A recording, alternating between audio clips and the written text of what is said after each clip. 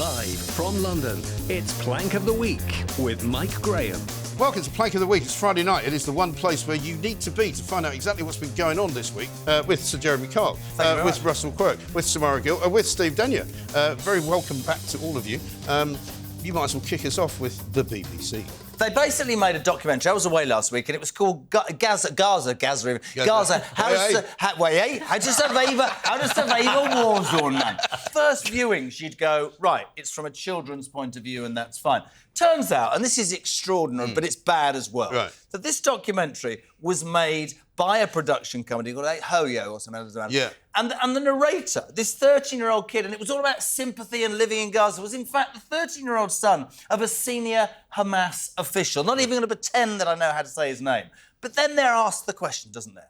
The BBC still refusing, 3 years after those atrocious attacks and everything that's happened inside Gaza, still refusing to call Hamas a terrorist organisation. The BBC does what it always does. Oh, it was a production company and we'll have to look into due diligence. What, you didn't bloody well do that when you gave them 400 grand? And people in this country rightly going, so we pay 172 quid for stuff that we don't really want to watch. It's not subscription. And now money is being given indirectly to a terrorist organisation. I'm sorry, I think the BBC are a disgrace. Yeah, it might even be they've been asked if any money went to Hamas, and they so far haven't really answered in a satisfactory manner. And you see the BBC the day after was statement, it's all about children. Well, it wasn't, because then somebody said to us, oh, well, you know, it's important you get the Hamas perspective because the Israelis won't let journalists inside Gaza. Why do you Appalling. want the perspective of a bunch of killers and a bunch of rapists? Terrorists. Terrorists. It gets worse, though, because the cameraman, one of the cameramen who was used on this production, which I'm going to call Jihadi Wood, here he is. He's a guy called Hatim Rawag.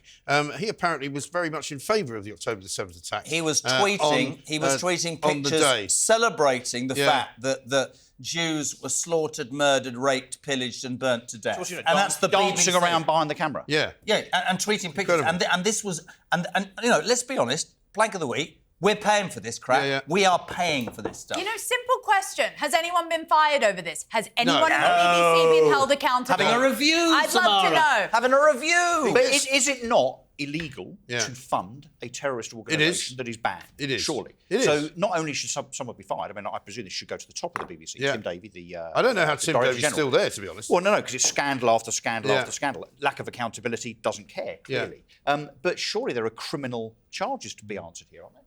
Well, I would have thought so. And certainly you would have to go through the ranks of the BBC and whoever okayed this as a production, whoever signed off on 400,000 quid, which seems an awful lot of money for one show, But you know what? I suspect that the size of the BBC and how it is not accountable, it seems, to anybody, least of all the people who sustain it financially, the British public, I should think nobody signed this off. I should think this was just something that somebody thought would be a good look. It just begs the question, and I keep saying it on air, and I know you do as well, how on earth is the state broadcaster, which is supposed to be impartial, how can they continue? This isn't because we work for news, which is to the right. I don't care. Make your pick, pay your money. Why we should pay 172 quid for biased left-wing But the irony, Jeremy, is if we now want to protest as individuals and not pay our 172 quid, we'll be put in prison.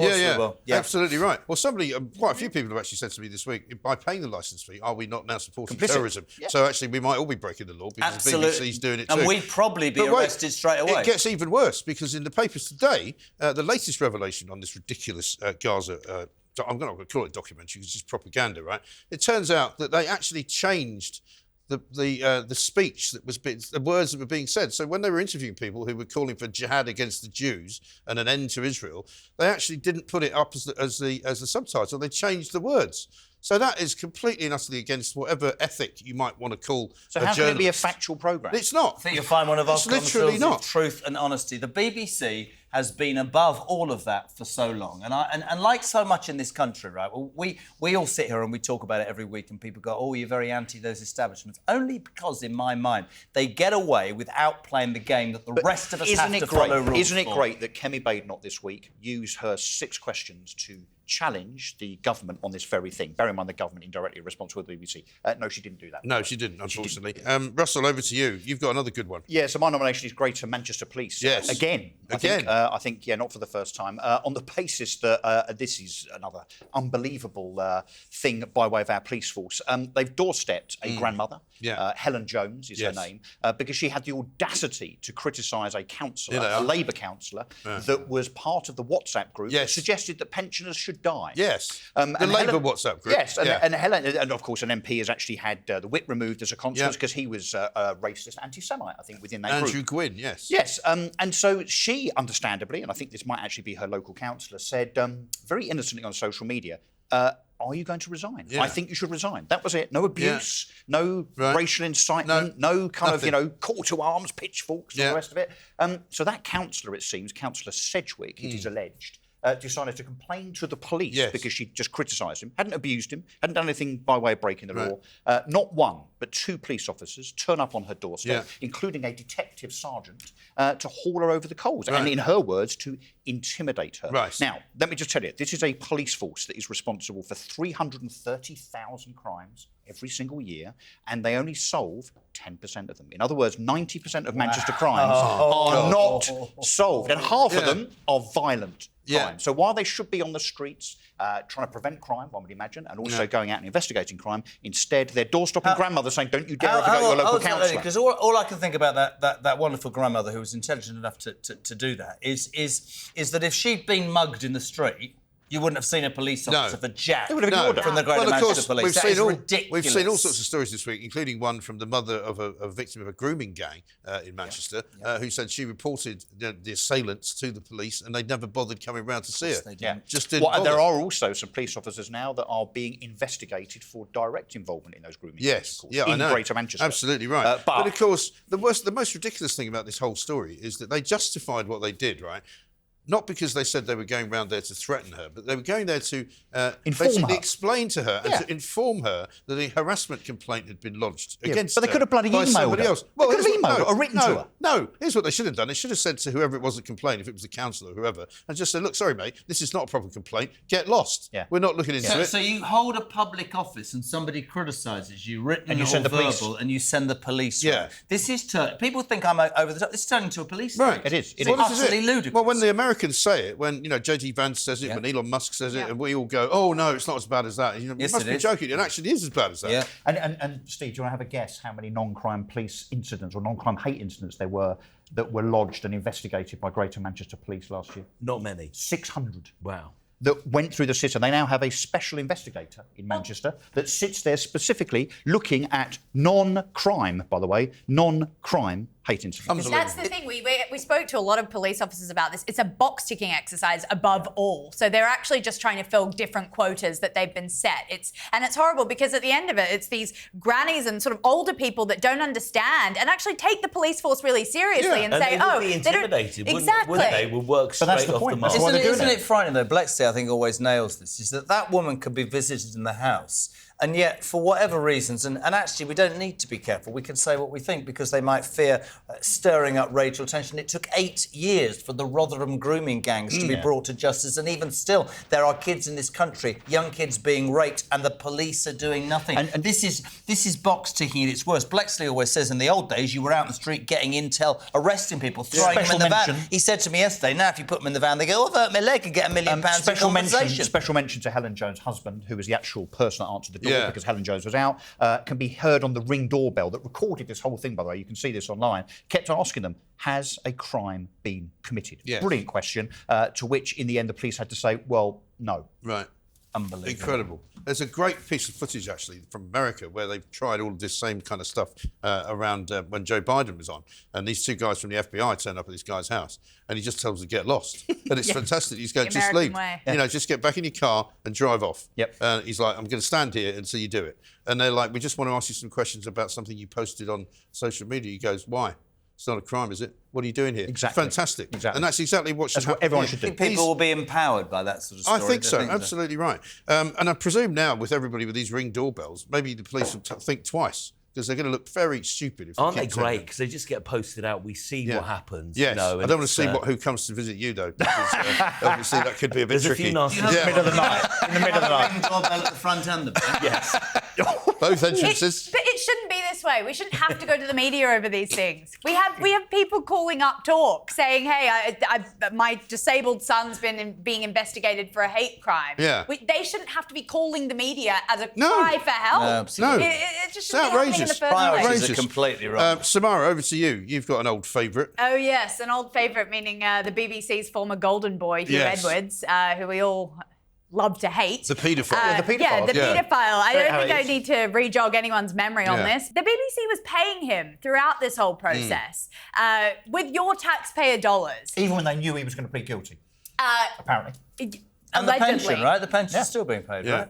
Yes, so the BBC, even though they go and try and prosecute 70-year-old grandmothers for not paying their licence fee, as you alluded to earlier, Jeremy, they're just asking for the $200,000 back from Huw. They're not taking him to court. Pounds, They're not dear. You're in the prosecuting- United Kingdom. I know. Pounds. Yes. You can And the give it Aussies back in everywhere. dollars. Sorry, pounds. You can give it back in dollars if he wants. But Yeah, that'd be good, yeah. Tim, He's not going to get sent back, that's for sure. Well, here's why he hasn't given it back, because this is the kind of level of intimidation that Tim Davies is capable of. Have a look. What is the current status of the BBC's attempt to recover the £200,000 of salary paid to Mr Edwards? The BBC's position is clear. The money should be returned, and we've made the request. Did you set a deadline? I don't believe we set a deadline, but we do expect to make progress and get an answer. It's not their money. I'm It's not sorry. their money. They don't care. I mean, send the bailiffs round, right? but they Take don't his care. car. I don't care what you do. You don't go, oh, well, we'd hope to make some progress with the conversation. If it was about Tim whether-" Davies' So he- personal money, he'd be doing He it. hasn't But it's even. not. So they haven't even got a promise from Huw Edwards that he's going to pay it back. He's obviously just going to ignore Huw them. Edwards is not going to pay it back. And you think about what the HMRC can do to people. You think about small Precisely. claims courts and stuff. Yeah. The BBC should be. This is another. It's just It's mad, wrong, isn't man. That's 200 grand. Didn't she look like Sue Pollard? I expected to go. Yeah. Heidi, It's hilarious. The BBC is so quick to drag people Yeah. into court for not Yeah. paying their licence Exactly. fee, but they won't drag this man into court for not Yeah. paying £200,000. Quite right. And if you don't, and I mean, if you don't, Spot I on. didn't pay my council tax once for 1 month because I forgot about it because I Yeah. refused to pay it as a direct debit. I had people banging on my door like Happened this, to me too. right? And I'm going, well, it was the bailiffs. I'm like, well, you're not coming in. And they said, well, we can get a court order coming. I said, well, you can't take anything because at the time I was living in a rented flat. I said, well, all you can take that I own is my computer. You can't Yeah. take that because I need it for work. So get lost. But the point is that surely they should be knocking on the mansion that Huw Edwards lives in, For a built sec. with the money, bought with the money that he made for the BBC. 600 and grand a us, year he was on. Right? And he's got a house worth about 3 or 4 million quid. So You know, what you've send got the is a boys man round who and is get a the bleeding money. convicted paedophile, a judicial system that doesn't have him in jail, and a man who is, I won't swear, Chuck, who is taking the out of each and every one of us who is forced to pay our licence fee, otherwise we get prosecuted. Yeah. He's completely A disgraced bleeding the joke. BBC, and he's an embarrassment, Yeah, isn't he? I mean, he is. everyone around the world now knows the man who hosted all these big Yeah. news stories, the Queen's Yeah. funeral, the death, yeah. is He in announced her actual death. fact. He announced her death. I mean, obviously so did Vanessa Feltz, but that's hardly relevant. Yeah, thanks for that. He's a national disgrace, and I'm sick of the BBC lecturing us on morality and justice when they're lining the pockets of Yeah. a convicted Quite criminal. I know. too. It's absolutely ridiculous. Totally awful. Steve, over to you. You've got, talking of convicted criminals. Can I take you to Bogota, Colombia? Please do. Apparently the home of the marching powder. I've been doing some research. I love the way here. you said allegedly the home of the marching powder. That's what it said on You're Yeah. a rock and roll DJ. So you it know says the these showbiz correspondent. Anyway, Everyone's going to Colombia. Loads of people I know are going on holiday to Colombia. It's a big thing now. Who? Steve, are you going? Well, Graham Norton went to Yeah. Bogota, and he Yeah. said there was just barbed wire and armed men everywhere. Yeah. So You're looking Is that forward what you to like? it. can't wait to Is that the attraction? Yeah, a bit like Eastbourne then. Of Manchester. Yeah. Can I introduce you to the 40-year-old man who attempted to smuggle several bags, large bags of cocaine, Yeah. in his toupee Deary me. at the airport Yeah, there? here he comes. I think we've got some footage of him. He's not the brilliant master criminal, is it? not I mean, Hold on, he's hold on. he's There you lifting go. up the toupee. He's cutting it. Is he crying or He's laughing? realising his... I thought it was He's Dan. realising the game's up, I think. Yeah, yeah. He's going to... Quite clever, though, isn't it? Not really. Well, not- I mean, I'm not being rude. Well, it would have been if it hadn't been caught. Yeah. So we're looking at 220... It doesn't even look like hair. 220 grams of doing? cocaine beneath that toupee, which is is like a Monday lunchtime. He's going to have plenty of time for his hair to grow back. Does anyone want to take this opportunity to take the piss out of my hair transplant? No, that's okay. No. I love the way that he put his cap back on, though. Sorry, can we just see if what's underneath it? Get the camera on. Yeah, we'll just see. Is there anything? Samara, can you have a look that side? Is there anything there? No, I think we're so. all Basically, right. that's Jeremy Kyle hunting for cocaine. Yeah, but that looks like, did it not? that looks like a guy whose hair had sort of gone up by about 3 or 4 inches. Yeah. So I mean, it was pretty easy to spot. Looked like he had a top hat. It's not the biggest and most secret attempt at smuggling cocaine. I hate to think if it seeped in to his scalp. Mind and then you, into there are his people blood. that swallow it, aren't there? And there are people and then it explodes in their stomach. They die on a plane. Or They look so calm at that airport. Daily. I think this is a daily occurrence with people trying to smuggle, various narcotics in and out of the country. There was a great series of shows that were done with people smuggling things from Ukraine into the rest of Eastern Europe. Oh, yeah. And they were always smuggling things like cheese and milk. Yeah. It's the weirdest. I mean, it's one of those border control birds. documentaries. Very funny. Great. I mean, you love them. And there was a guy once who smuggled like 1,000 cigarettes in the sort of the side panel of his lorry, and it was just ridiculous. But I presume being Bogota, if they made that show there, it would just be people smuggling cocaine in a variety again and again and again. Steve, I think you should go to Bogota and investigate. I'd happily do it on behalf of you guys, and I'll come back with my extensive reports. And some barbed wire as the leverage. Yeah. Absolutely right. Fantastic. Well, listen, that's a great start. 4 already underway. Coming up, one of mine, and it's going to be one of the most popular members of the current government. Also, we'll be talking about another Labour MP who's in yet more trouble. And, of course, we managed to find this is really going to surprise you. We managed to find the only woke fireman in Britain, who we interviewed a little bit earlier this week. This is Plank of the Week, back after this.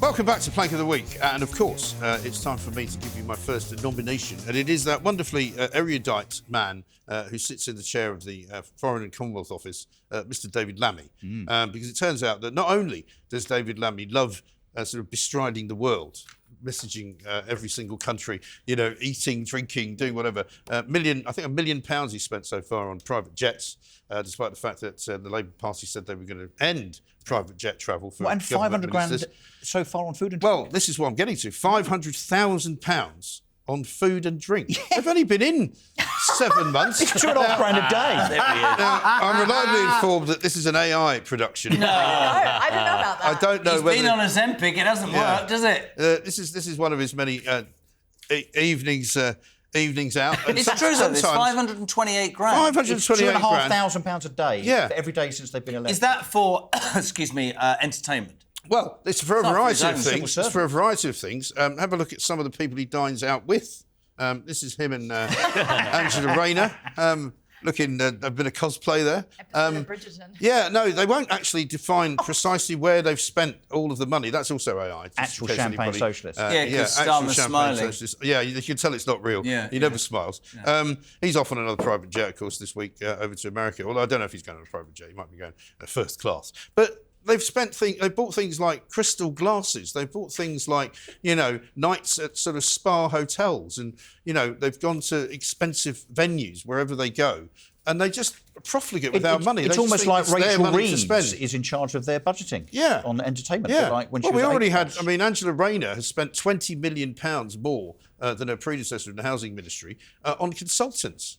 Alone. I mean, it's just absolutely unbelievable. You think after that rocky start last year with the Taylor Swift tickets and the outfits and everything that somehow they would try and get all this stuff sorted. You would so think. It doesn't. The optics are dreadful. Somebody said to me once that actually all of them, they're all the same. The minute you get your nose in the trough, that's the interesting thing about reform, because anybody that's been in reform has made money in business privately. I'm not just sticking my neck on the line, it's a fact. But you see these people, whatever their political persuasion, they get into a job and all those things, and morality goes. I mean, we were lectured repeatedly, and quite rightly, I thought, by the opposition 2 years ago about how appalling the Tories were, and it was just all about jobs for the boys, and we're going to do it differently, and, they've taken this. And you're right, the optics, Steve.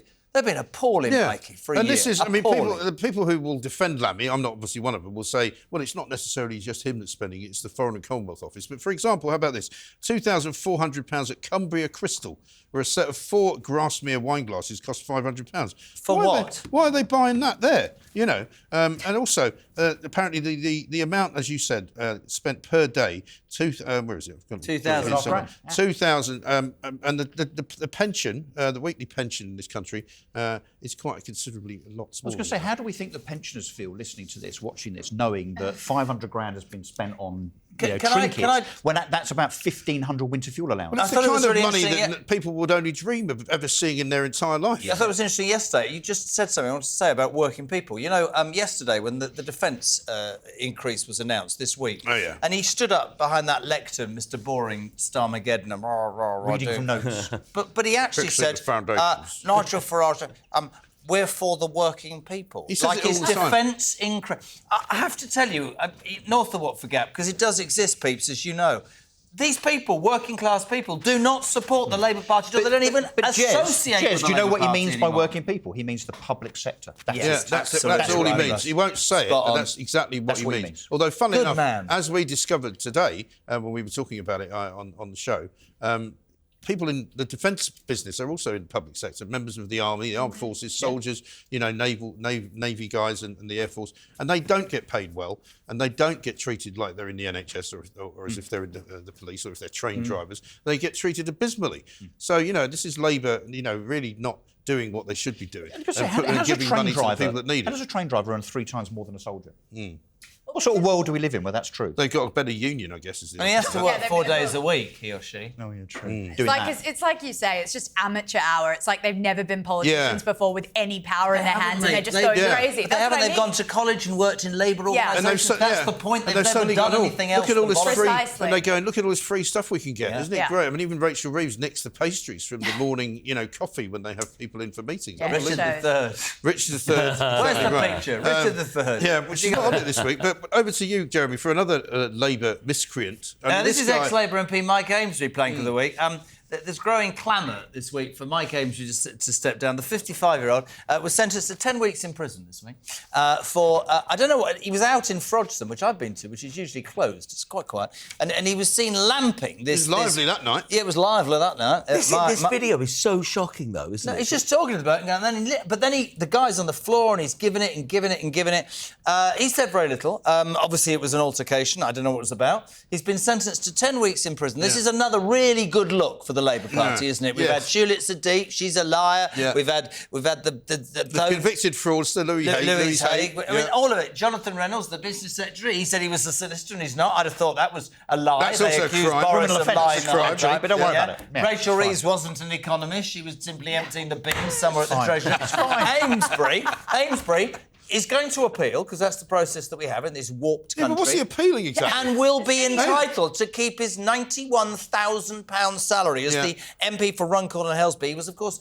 The whip was taken away. Little pun here. They should have taken his boxing gloves. See what he did there. Very good. The whip was taken. He's been independent, but he can actually appeal this. And, but what a joke that is. Let's have a look. Let's just have a look at what he actually did. Let's have a look at what he actually did. The MP at Runcorn smacking someone on the floor. Get hold of that film. Yes, I am. Yes, I am. And you won't threaten the MP ever again, will you? Oh, is it Mike? Is it Mike? Yes. He's the local MP, Jono. Oh, yeah. Get him on camera. Get him on camera, Jono. He's the local MP. No, I thought we would have had the footage of him actually lobbing was lamping him. And then 4 or 5 punches when he's on the ground. My point for him as plank of the week, Mike Amesbury, is symptomatic of a Labour Party that has turned out to be as bad, if not even bloody worse than the Tories. Well, it brings a new meaning, doesn't it, to Labour fighting for the people. What it actually meant was fighting the people. Just fighting the people, so not only do you mean you didn't vote for me? Pensioners to die off, but actually, you know, their answer to you complaining is to start lamping you. I think the interesting thing is if he appeals, that might put a pullback on there being a recall petition and a by-election. Yeah. This is tailor-made for reform. It could be a really seminal moment. Yeah, it could well be. Very high in that constituency. So. I think they came second, didn't they, previously? They Yeah. did. They got 8,000 votes. And but wouldn't I it be think interesting if it turns out that it was Labour that actually told him that he should appeal in order to stave all that off? Yeah. Because that wouldn't Yeah, surprise that's me. very true. That would not surprise See, me. that's why you're It's the man. the kind of thing the whip's office would do. Like, we take the whip off you, but just appeal, and then we'll drag it out for a while. I don't 'cause like that's the what they phrase doing. whip. Why do they call it the whip? It's just Because it literally was a whip in the old days. Was That it? you held Yeah. if you were part of a party. But also, Yeah. Labour keeps saying, "Oh, he's not associated with us anymore." He Yeah. was a Labour MP. Yeah. Come Yeah. on, Right. it's Any ridiculous. whips in Bogota, Steve? I'll do some I should research. imagine. Barbed wire and whips. Yes. Another reason he wants to go. Russell Quirk, over to you for some fire business. Yes, I'm more lunacy in the public sector, Yeah. I'm afraid. This is the National Fire Chiefs Council who have come out this week and said, and look, we completely understand this, of course, especially after the LA fires, because that all worked out very well. The National Fire Chief Council have said, basically, that the fire service of England and Wales, Scotland and so on is too white and too male. Right. And you kind of scratch your head thinking, well, there might be a reason why Yes. most firemen are male. Yeah. Because, and look, shoot me down in flames, no pun intended if you want. But of course, This isn't a men, smokescreen, this men, is- here we go. Men are, I mean, Samara, forgive me for saying, but you'll agree with this, men are stronger than women?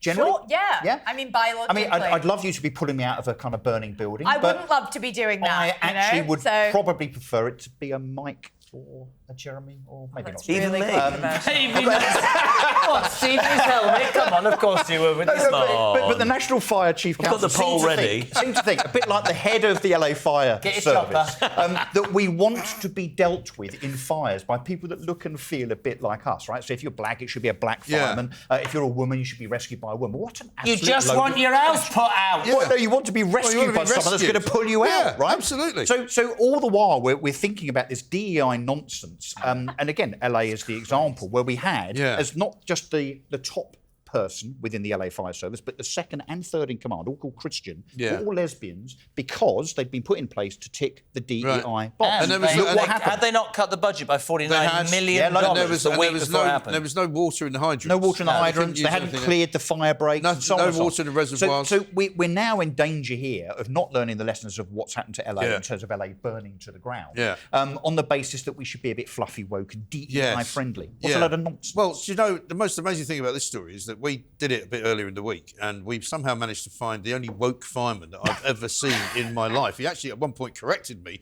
for calling him a fireman. Oh, wow. And said it's You dry. interviewed a woke fire fire person. person. You're joking. I didn't know he was woke until we started No. talking about it. What is it supposed to be? A fire person? Firefighter. A fire. Have a look at this. Where there is a single mom with children, it is a benefit of me to have a female on my fire and rescue, pump when I turn up at the incident, because it helps us build rapport with the audience. So I do think we've come a long way with that, and I think we're You haven't got continuing a lot to of make time for building a lot of what rapport we're with seeing an here is audience if you're historical trying to put a fire out, have you?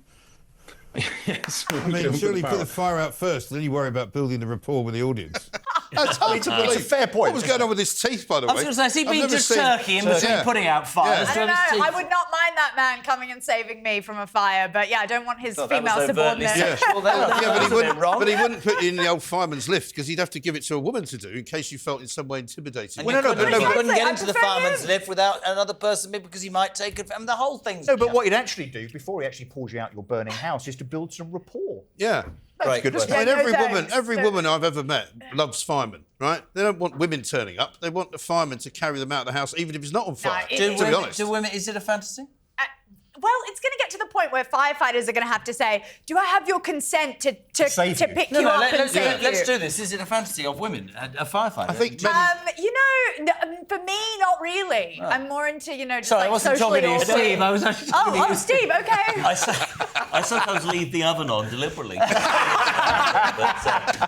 Burn, baby, burn. Yeah, exactly right. Come and it get is me. absolutely unbelievable that this somehow has. I mean, You wonder whether- even as Elon Musk and Donald Trump, DEI-ify America, it seems to be getting worse in some Do you places. think here. Vin Diesel's look-alike there, and this is a genuinely serious point, believed what he said? He's or got is that Vin Diesel's part- teeth in, I Yeah, think, as or well. is that part of that's what I feel I should say in the world we now live in? Does he genuinely believe? And Surely he your question mustn't. was great. No, he's been not going to indoctrinated. think, oh, that fire's burning, but I'm going to build some report. What a load of old... You would tell He's me been that. indoctrinated by the woke mind virus, Right. isn't he? Yeah, this is the problem. I mean, we talked about the army this week as well, and apparently the army has become woke, and that's why they're losing 1,000 people a month who don't want to be in it anymore. So how does that work? Before you shoot someone, you have to do a health and safety assessment or something? I mean... build a rapport and then shoot them. A guy, yeah. A guy How are you? Dead. All right, fair enough. Well, this is what they said. You know, somebody rang in and said, what we should have is an army where, when they invade a country, they don't have guns anymore. They just have dictaphones and wait until they say something really offensive,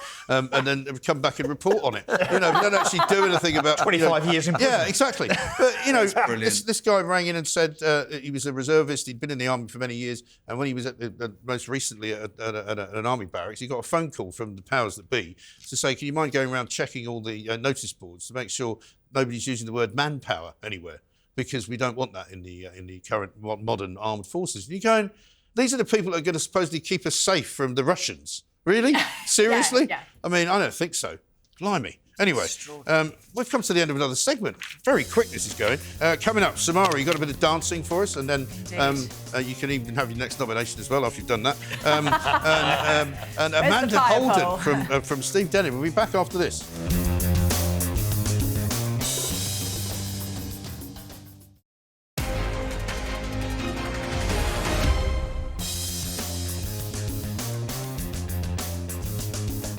Welcome back to Plank of the Week. Samara, over to you for some folk dancing. Oh, yeah, you'd think this is the most sort of innocent thing and it wouldn't be attacked by the woke mind virus. Yes. But no, it was not safe, actually. Apparently, basically recognising biological sex is some sort of hate crime. It's the English Folk Dance and Song Society is now saying that... Yeah, very catchy. That's why I've had to bloody write it down. Says that dancers...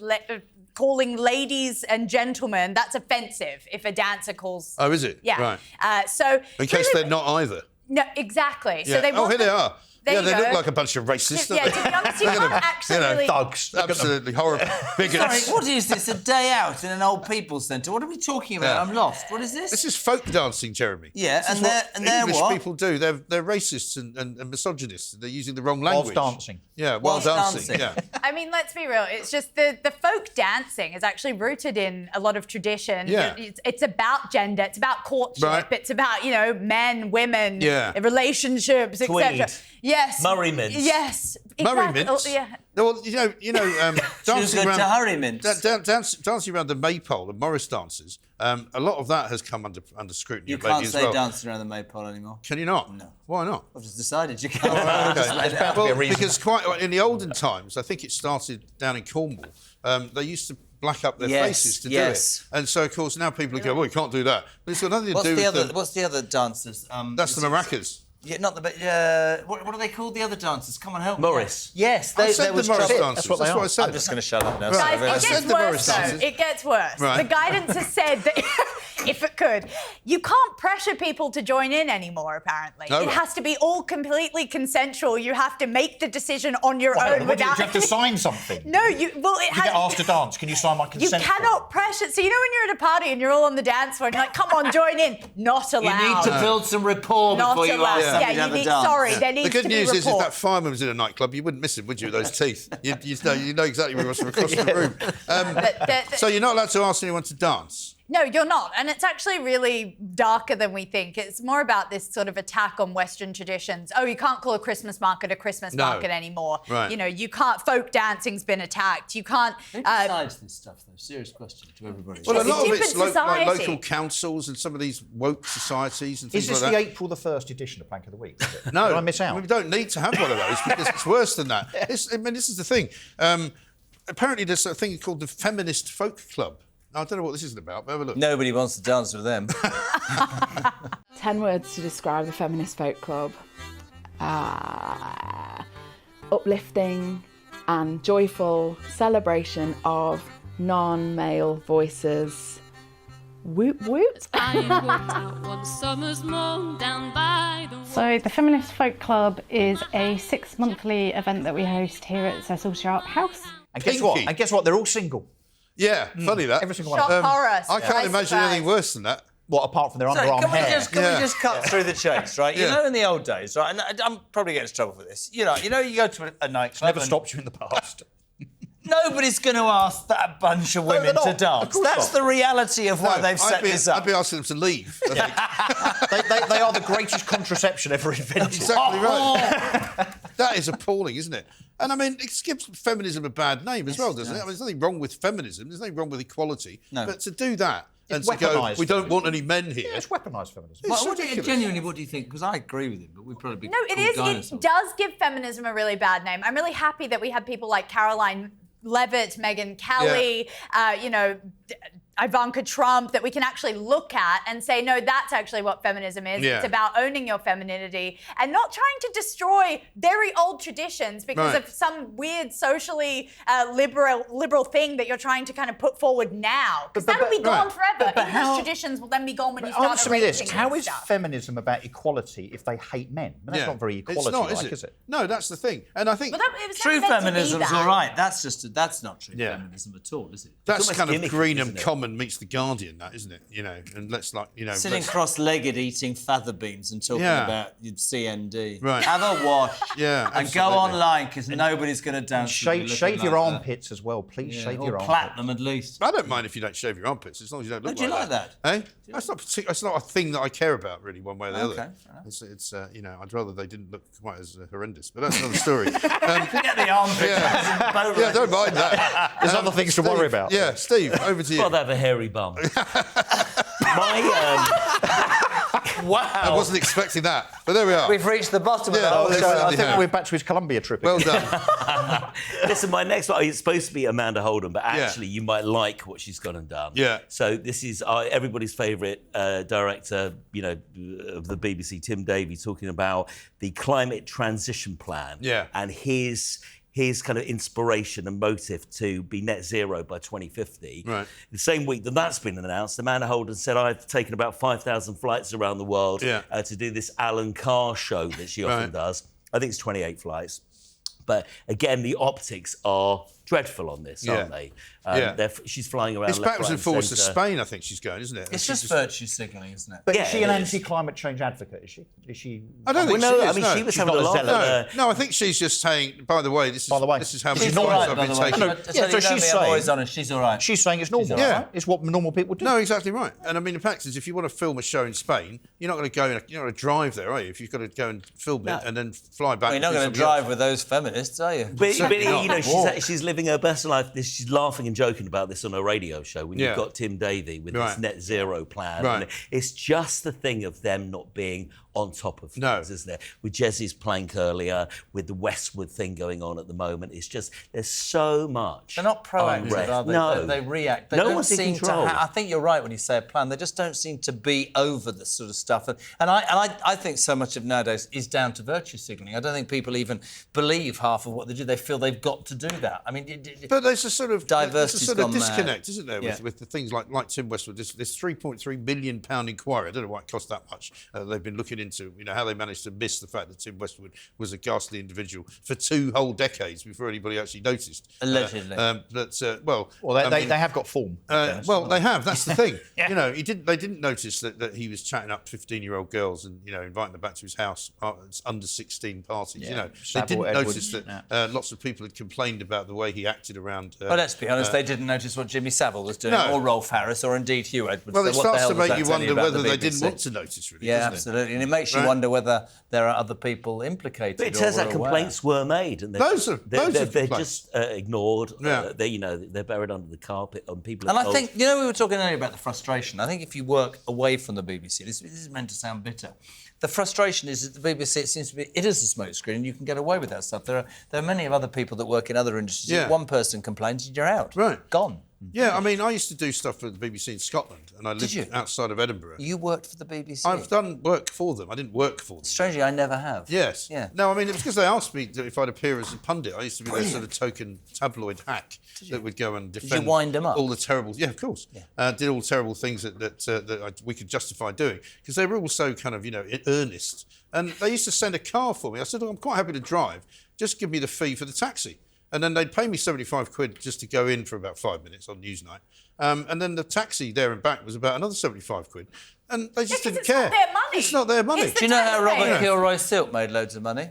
In taxis? By owning the taxi company that provided the taxis for the guest to his chat show for 6 Really? years. I once fired Robert Kilroy. Why didn't you think of that, I missed a trick there. I once fired Robert Kilroy. Did you? Yeah, when I was working at the Daily Express. Did you? This is brilliant. He rang the editor. I was put in charge of features. Forget Plank of the Week. For a Sunday, right? Yeah. And he used to write a column. And so we were doing a big piece about the time IRA bomb had gone off. And I said, well, we don't want you to write about that because we're doing something else on that on the opposite page. He said, well, I'm writing about that. I said, well, in that case, you're fired.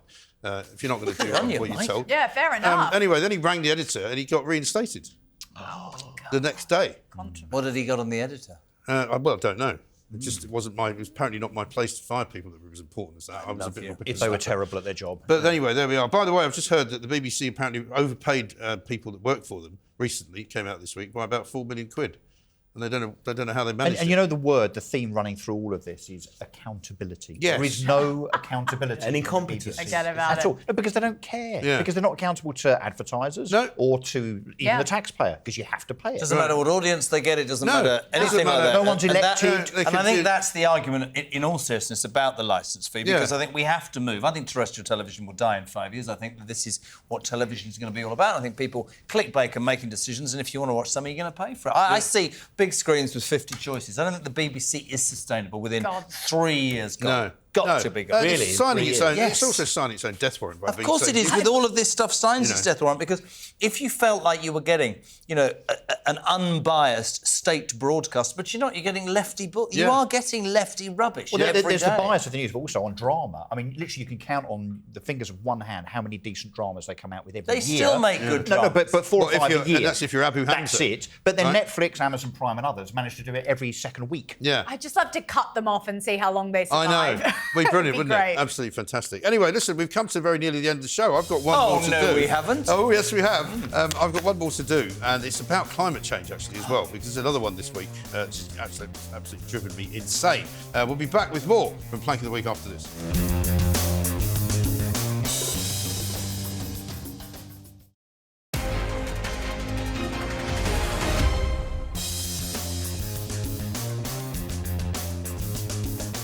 Welcome back to Plank of the Week. We are in the final furlong where we get to choose who is going to win it. There's been some fantastic nominations today, but I'm going to nominate the Climate Change Committee, right? Which is a body which is actually, unbeknownst to me until relatively recently, is a government organisation which is subsidised by the Department of Net Zero.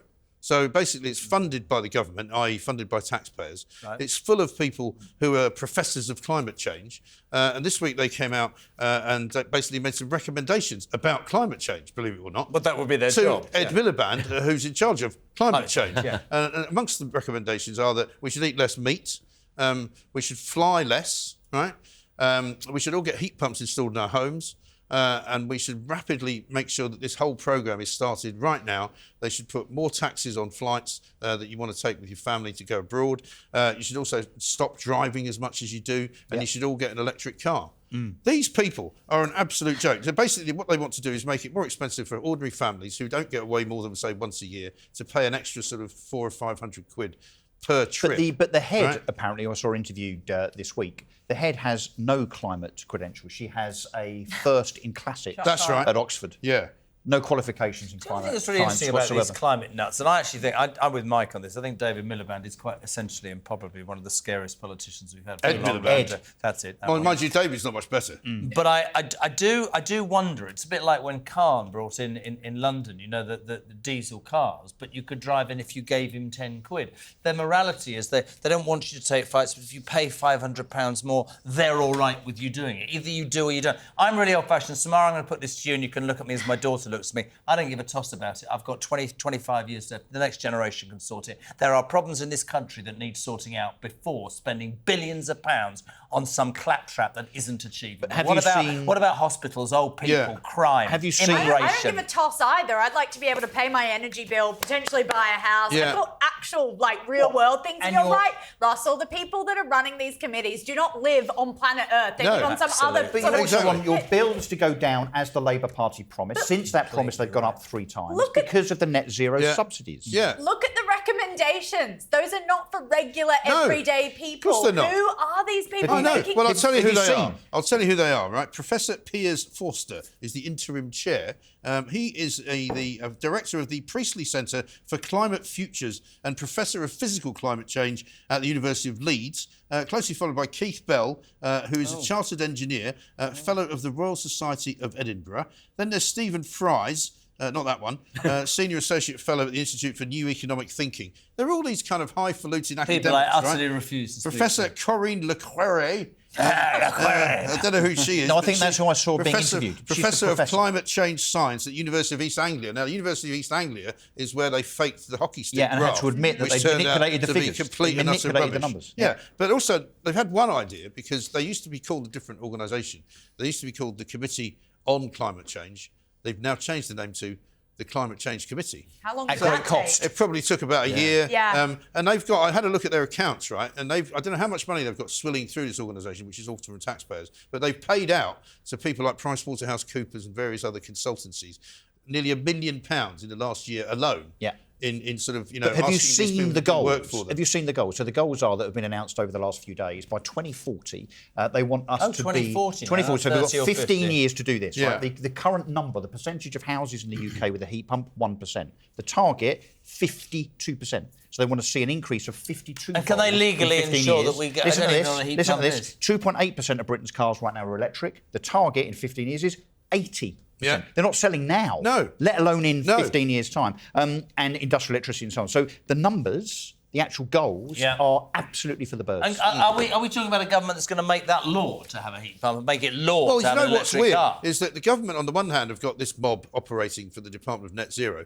but on the other hand, this week they're advancing plans to extend another, or put another runway into Gatwick, they want to put another runway into Heathrow. They can't have it both ways. Either you're going to fly more or you're going to fly less. Yeah. But I mean, I just saw what Amanda BP Holden. got up to this week as well. BP, who went green ages ago with that maniac Bernard Looney at the helm, right? They practically wiped their entire share price into nothing. They've now decided that they got it wrong and they're going back to exploring for oil and gas. Absolutely, yeah. Because they Throttling thought back. their green energy doesn't work. Yeah, JP Morgan have done the same. Yeah. So, I mean... Drill, baby, drill. It's underneath. It'll make us rich. What a load of old rubbish. I mean, it's just incredible what has been going on. So I think that the net zero thing will eventually just fall away. So that's Ed Miliband. I mean, this is a guy who completely told more lies before the election that we'd all have a £300 discount on our electricity It's not bill, believable. our though, is heating it? bills. There's nothing You believable. You delusional. watch him there. There's nothing believable. It's not conviction. To me, that looks like his plaything. Yeah. Is net zero, and at all costs of his political career,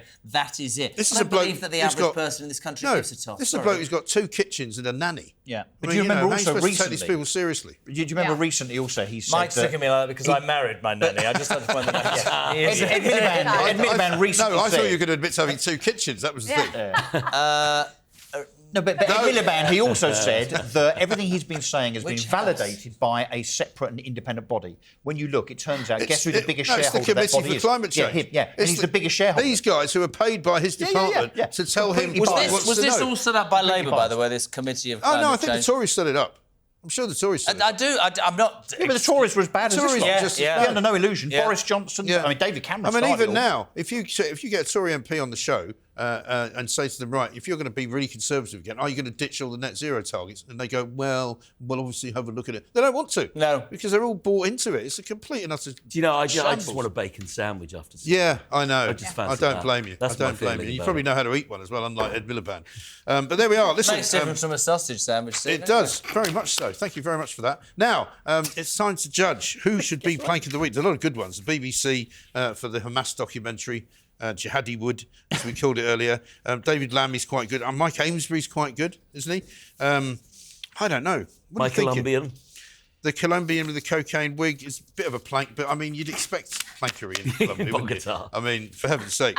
I think it's got to be homegrown. I think it's got to be the BBC, actually, hasn't it? Yeah. This week, considering, that they've got the Timothy Westwood stuff, they've got the Gaza stuff, Huw Edwards. they've got I mean, Huw that is- Edwards, that is- Amanda you know, Holden. overpaying the staff, the Amanda Holden thing. That actually, is appalling, isn't it? That state broadcaster can be picked up 3 or 4 things a week. Yeah. We're being forced to pay. and it's just an ordinary week in And the also BBC. maybe paying terrorists.